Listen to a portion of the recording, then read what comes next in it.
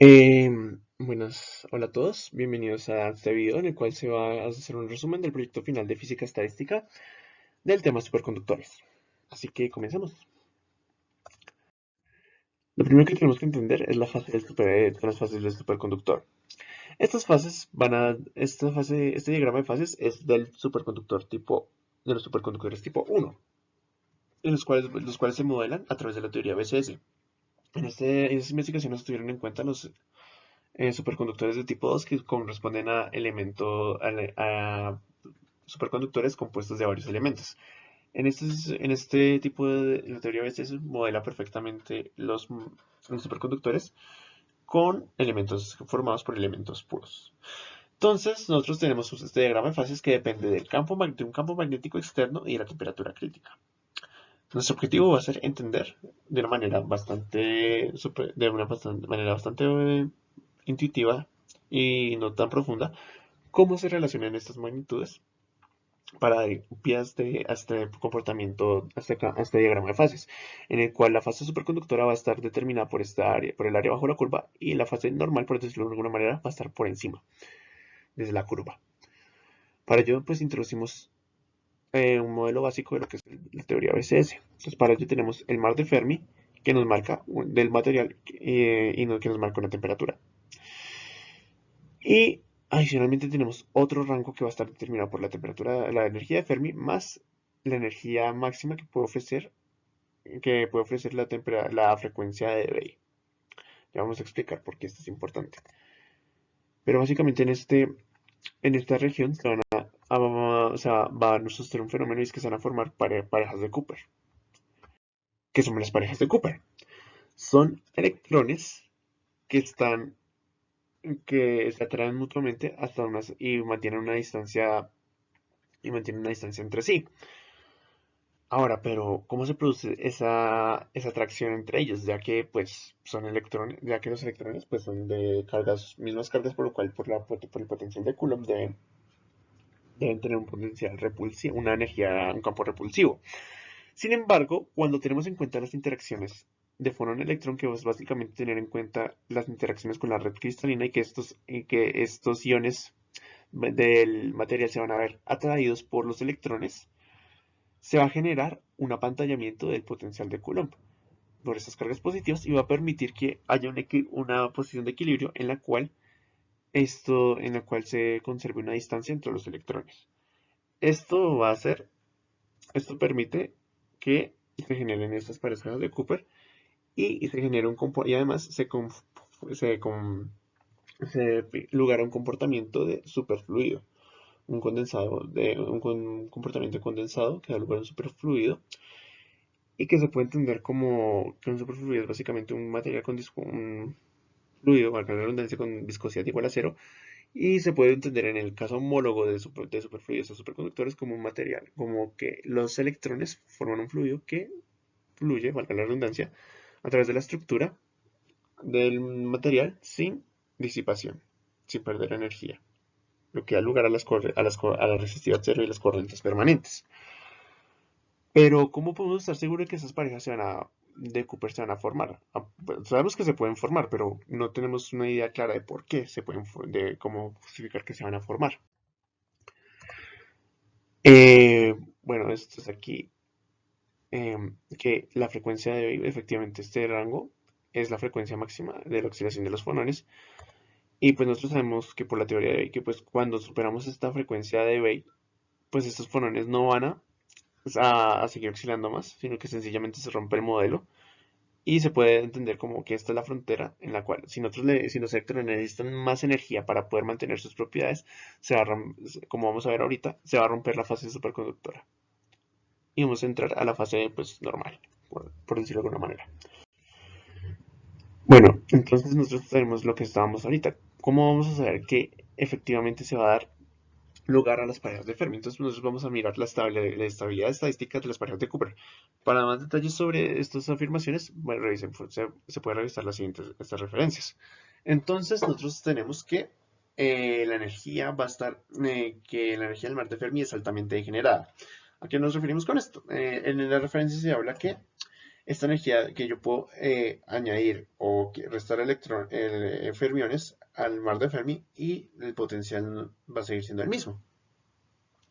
Aprovechándonos de esta propiedad, podemos definir esta energía para la energía de la configuración que permite las parejas de Fermi. Entonces nosotros aquí añadimos un 2 y tenemos añadimos dos veces la energía de Fermi, ya que pues tenemos dos electrones en ese estado y tenemos n más 2, que sería la adición de los potenciales de la energía de Fermi. Pero como este estado es degenerado, pues entonces esto técnicamente da igual al degeneramiento a la energía del mar de Fermi. La única diferencia va a ser este factor EB, que va a ser la energía de ligadura de la pareja de Cooper.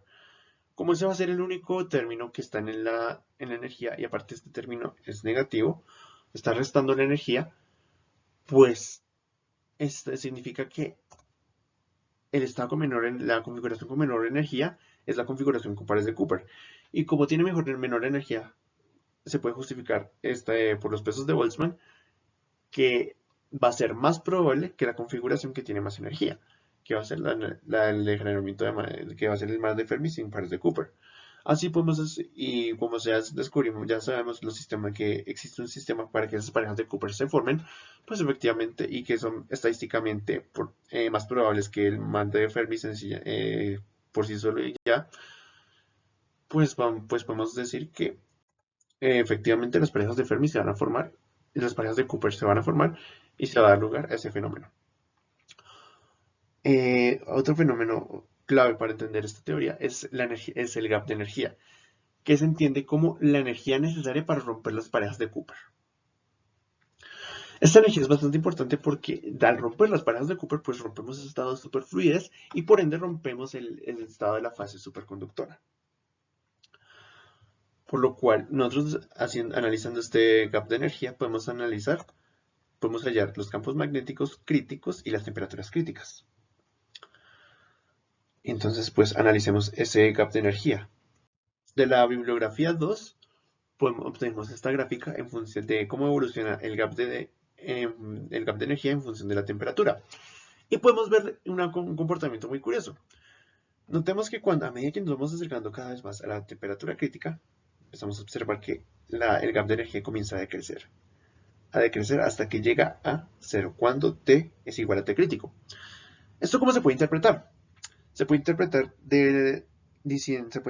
analizando que pues, la temperatura es de alguna manera una forma de introducir energía en el sistema. Cuando nosotros estamos introduciendo la energía en el sistema por medio de una temperatura, estamos reduciendo la energía como tal que necesitamos introducir nosotros para romper las parejas de Cooper, las parejas de Cooper. Y entonces llega un momento en el que esa temperatura introduce la energía suficiente como tal para romper para romper los pares de Cooper por sí sola. Y por lo cual, como lo que dijimos ahorita, cuando se rompen esas parejas de Cooper, pues perdemos la superconductividad y por lo tanto temperatura crítica es la temperatura en la cual se introduce suficiente energía térmica en el sistema como para romper las parejas de Cooper. Para hallar el campo magnético, primero necesitamos definir un poquito la termodinámica.